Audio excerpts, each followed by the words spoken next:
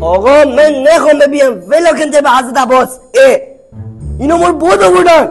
آقا من از اینا قول گرفتم درست جواب میدن. آقا من نخوام ببینم نمیخوام بیام. پخش زنده داره شروع میشه.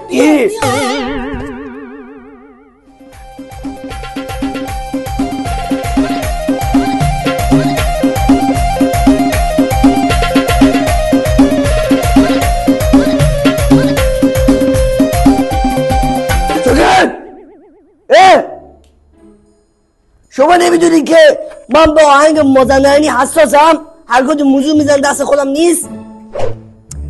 با سلام خدمت شما بینندگان عزیز، امروز با قسمت دوم زینشو کچلیک در خدمت شما هستیم.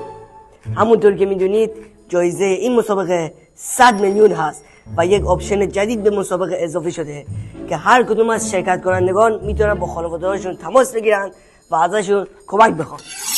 خب امیدوارم که حداقل بتونید یک سوال رو درست جواب بدید و برنده این 100 میلیون بشید. چشم آقای مجری، چشم. من خودم به این پول نیاز دارم، باز بعدم بهت میگم چرا. آقای مجری اصلا دی خیال راحت بشه، من خودم مطالعه کردم. باش انشالله همینی که شما میگید. خب میریم سراغ سوال اول. کسی که در مزرعه برنج میکارد رو چی میگویند؟ زینگ میگن خدا تندرستی بده، خدا قوت، خسته نباشی، مشهده خسته نباشی. زینگ آقای مجی میگیم مشمون تی خسته تمه بلاره. میشه شالیکار.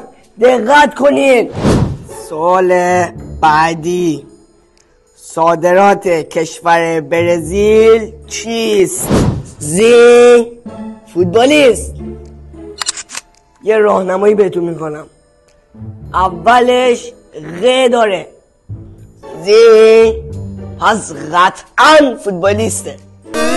نه بینندگان عزیز، از جوابای این شرکت کنندگان استفاده کنید، معلومات خودتون رو بالا ببرید با جوابای اینا. زینگ گفتش که اولش غ داره پس قطعا میشه ساقی. زینگ پس ساقی قهوه.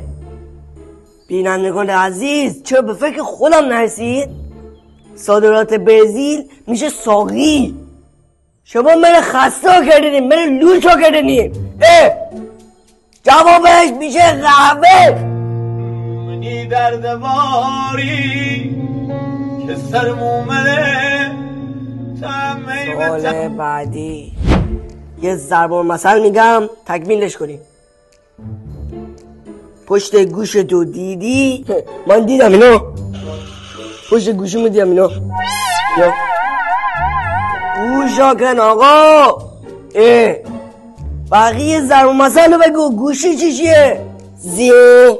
آها موهای پشت گوشمون جیگر موسم میگیره، اون پشت گوش منو میگیره.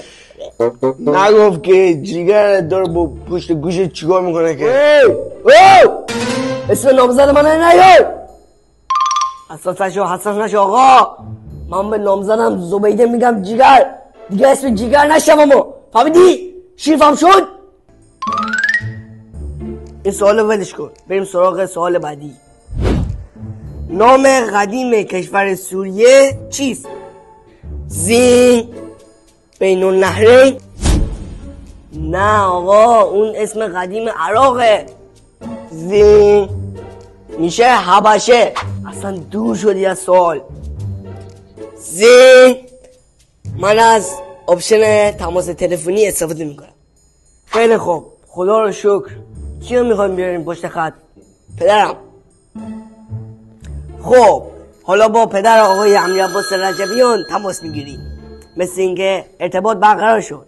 آقای رجبیان سلام علیکم. الو شما کی هستینی؟ صدا نه؟ بله سلام، صدا تو میاد. خیلی خوش اومدین آقای رجبیان به برنامه ما.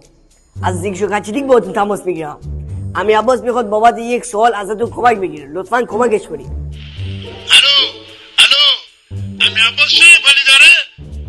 من دسته روز من دنبال دارم به من بره برده تو بره با هم دیگه چاک کشم به. آقا کوتاه بیا، برنامه زنده است. کمکش کنین جواب بده، 100 میلیون بنده میشین. وایسا انده فک نزن، شی سوال بپرس. میم سراغ سوال. نام قدیم سوریه چیست؟ روسیه. نه آقا. اصالت راهنمایی کم بره. باشه. وقتی که شب خونتون مهمون میاد بهش چی میدین؟ امیر عباس تش زیادی هستی که این مهمون دعوت کندی نفهمیدیته؟ آقا سواله، کسی قرار نیست بیاد خونتون.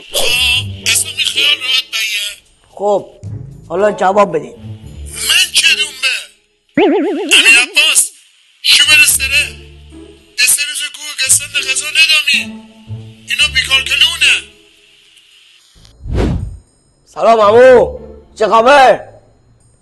یکم به امیر عباس کمک کن، امیر عباس برنده شه. تشه دونه دمه بهتر ربط ندانه گیخار. رد کن آقا، رد کن. آب رئیسه ما رفت. جوابش میشه شام. و خسته کردین ماره. قلبم درد گرفت از دست شما، من فنر گذاشتم قلبمو. و اوی تو چه سر تو گوشیه؟ جیگره، باید بهش جواب بدم. جیگره.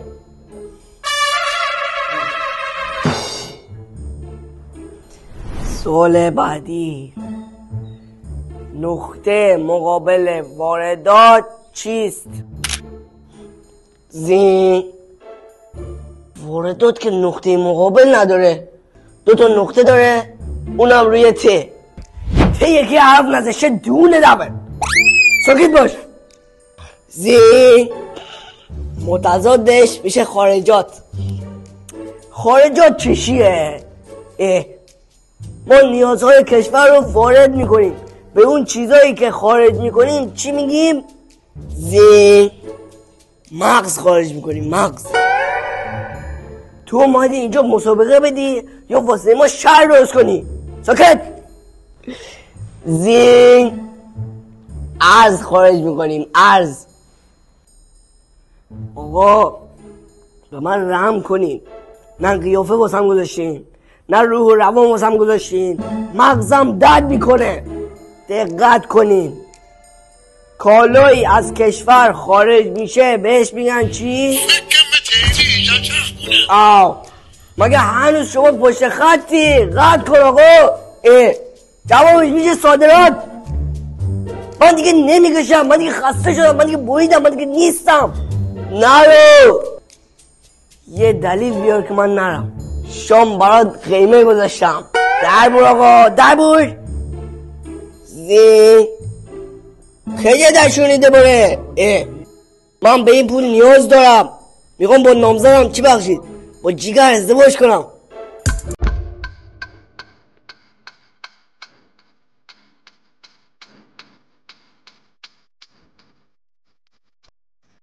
بینندگان عزیز، متاسفانه توی این قسمت هم هیچ کدوم از شرکت کنندگان نتونستن جواب درست رو بدن و برنده 100 میلیون بشن. امیدوارم که توی قسمت سوم یک برنده خوششانس داشته باشیم. من برم قرص سعادت بخورم.